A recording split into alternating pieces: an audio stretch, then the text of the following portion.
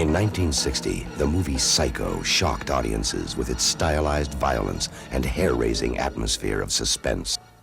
In 1983, Norman Bates is judged restored to sanity and is ordered released. Those emotions were ignited once more as Norman Bates returned in Psycho 2.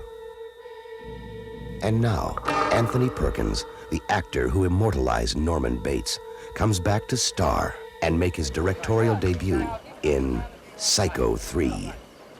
Rolling! And action! In Psycho 3, Norman has some problems on his hands to start with. But I think Norman kind of reverts back in some ways to Psycho 1, where the problems he faces are so great that he like forgets that they're there. Do you go out with friends?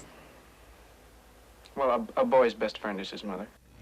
The original Psycho was very unique for its day. The censors wouldn't allow you to photograph anything with a lot of violence. But it was shot in such a way that the knife never penetrated the body. There was never a shot of a cut or blood or anything. The only blood in it was at the end down the drain. Among the most memorable characters in movie history is Norman Bates, the role which brought Anthony Perkins stardom. We have a certain sympathy for Norman because we recognize that he's trying to make the best out of a bad situation. And yet we're also a little bit, we stand back a step because we're afraid that he could lose his temper. It's perfectly natural for a son to love his mother. God, will you leave me alone, Mother? Will you leave me alone? It's a psychological horror story, to me, and you see the darkness and the light of the human mind. It's like Norman is in that darkness because of this pain and this fear that's tormented him, but still doesn't negate his goodness. This is a different Norman. He's trying to work things out, the relationship that develops between Norman and Maureen, the friendship that develops between Norman and Dwayne. In addition to performing in Psycho 3, Perkins also accepted the task of directing it. Balancing is probably the most important thing you can do. If you're directing yourself in a motion picture and you show up with your head so full of directing, then your performance will suffer, and if all you can think of is your lines, then perhaps you won't get any good angles. Tony is, I think, wonderful because it's like doing a play. And he has that energy and that insight to his character and the relationships, and he's always there for you as an actor, helping another actor. Casting was a page from Hitchcock's book who said that the performance of the actor is really more in the intelligence of the casting by the director than anything that the director can presume to contribute.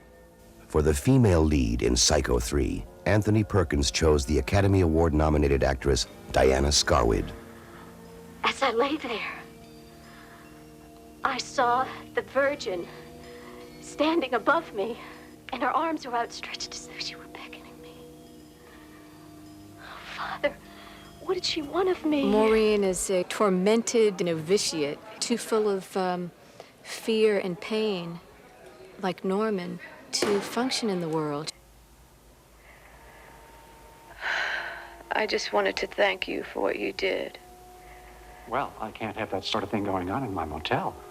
Gives the place a bad name. I guess I did leave the bathroom a mess. I've seen it worse. The character Scarwid plays brings back to Norman memories of an ill-fated blonde who once rented a room at the Bates Motel. Your type, Norm? You gave her cabin 1. Makes it kind of cozy, huh? Clean her up a little. She looked pretty good. Another young actor who brings a fresh intensity to Psycho 3 is Jeff Fahey. Dwayne is from Texas. He's a drifter type guy. Sees himself as a rock and roll star. Look, I'm sorry about last night. I was a little road weary. I'm glad you didn't drown. I'm so very tired. Well, you won't find another place close. Look, don't worry. Aside from total boredom, nothing's gonna happen to you here. The old Bates mansion has given audiences nightmares for over a quarter century. The old Bates Mansion is certainly one of the important ingredients in the Psycho trilogy. Everything you see is the production designer. And it maybe sounds like an easy job to recreate sets that have been used before and even interiors that have been used before, but it's the trickiest and toughest and most unsung job in movies. Everything in here is from the original Psycho, or copied from it, like the paintings. The clock on the fireplace, that's about $30,000 now. That is a true antique. The phones are 1940s, AT&T. And the one student lamp we have in the little parlor is worth $20,000. The fireplace is a real fireplace that came out of the Hoffman's or the Hershey home. Producer Hilton Green was instrumental in the making of all three Psychos.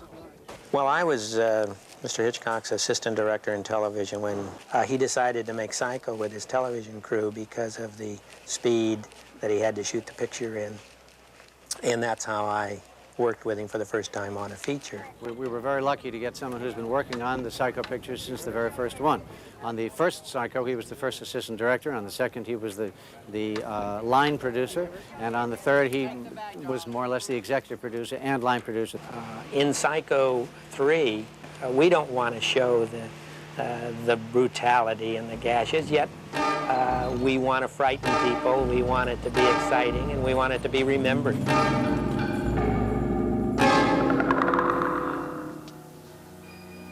We all go a little mad sometimes.